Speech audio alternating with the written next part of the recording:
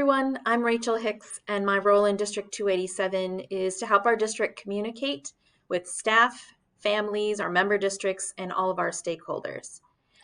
In today's video, we're going to talk about connected learning and what this next period of connected learning is going to look like. Our hope through this video is that staff will walk away understanding the goals and reporting expectations for this next period of connected learning, and in particular, the commitment to provide in-person learning opportunities for students up to 1 day per week.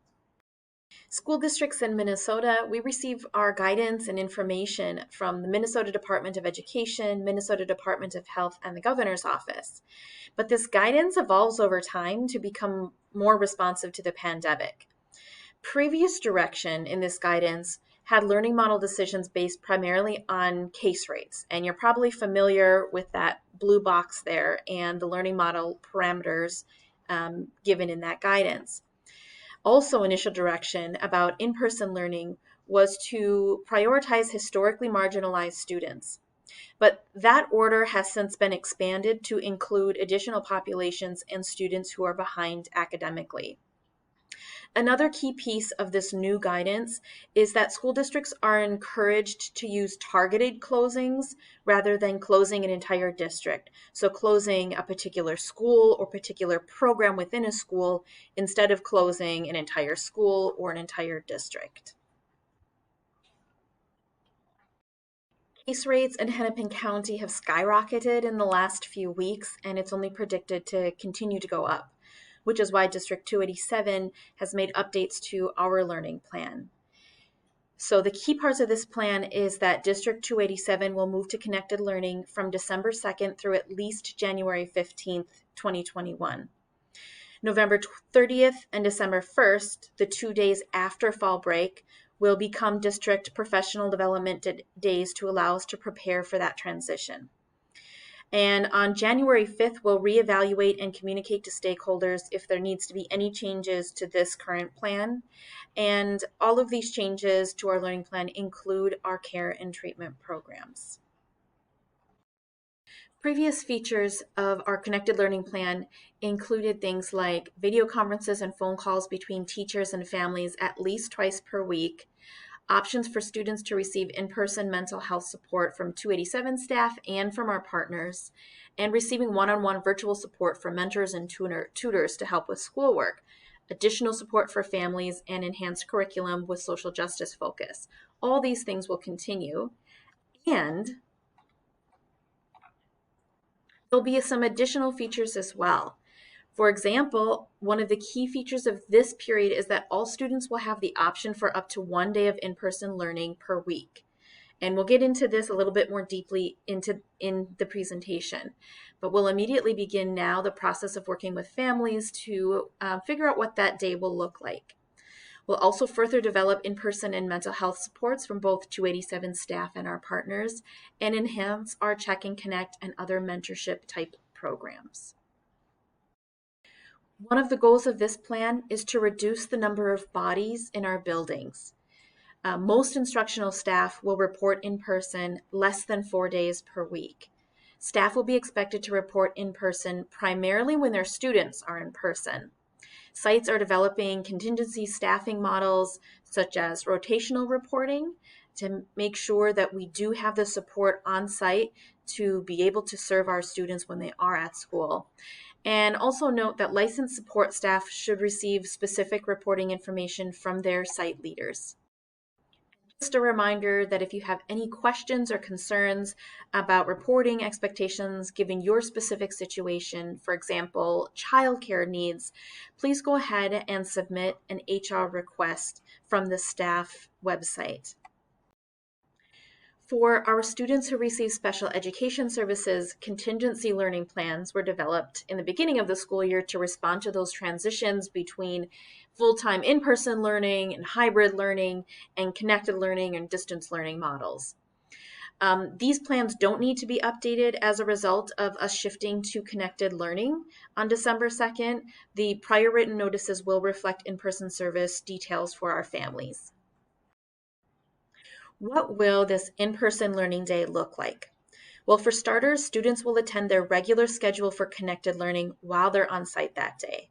But there'll also be a variety of other in-person opportunities for students. That could be tutoring. It could be connecting with their mentor. It could be accessing related services, for example, occupational therapy, physical therapy, or adaptive PE. It could mean accessing their work experience opportunities, but on site at school. Or it could be accessing mental health services or co located mental health services, social emotional learning, or perhaps it's technology check ins, or there's pre teaching. For example, looking at material that will happen later in the week or the following week, sorting it day by day and helping pre teach those new concepts that the student will be learning. Monday, November 30th and Tuesday, December 1st, the 2 days after fall break, will be professional development days, just so we have some time to prepare to that shift to connected learning. Now, the majority of this time will be for team meetings and site planning to get ready for supporting students and build on what we have done in the fall. But we'll also offer a number of live training sessions, one half day. These will be optional based on need, and they'll be focused on skills and tools to improve remote learning in your immediate planning. We'll also make available a range of self-directed learning opportunities. Some will include registration and CEUs, and others will be webinar recordings that you can watch whenever you have time. We'll also offer an opportunity to propose your own learning plan if there's something you're interested in that just isn't on our list. And we're open to suggestions, and we'll do everything we can to support you with the limited time that we have.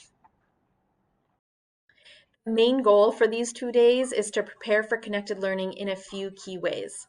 First, to get excited about working with students in an online environment so that we can get students excited about connecting with us online. We know you have some familiarity around this already. At the same time, we want to provide energizing activities that support academic progress. And we also want to consider how we will use that 1 day a week with students on site to focus on their needs outlined in their IEPs and their contingency learning plans, and to build skills for continuing that work online. The details about the PD sessions, times, and registration will come out early this week. Stay tuned for that. Before I sign off, I want to give you a quick reminder to review your contact information in Skyward. If you're not signed up for text messages, that's the place to do it. I also want to show you a couple of key features on the website. Some staff have asked how they can find out what information or messages has been shared with families. So here we are on the front of our website. Click into to our COVID-19 preparedness site. And if you scroll about halfway through, it says important information for families. And the second drop-down menu here is past family communications. The first part are the newsletters that we send out, and the second part are COVID-related family communications. So they just go in date order. You can see all of the communications that have been shared with families.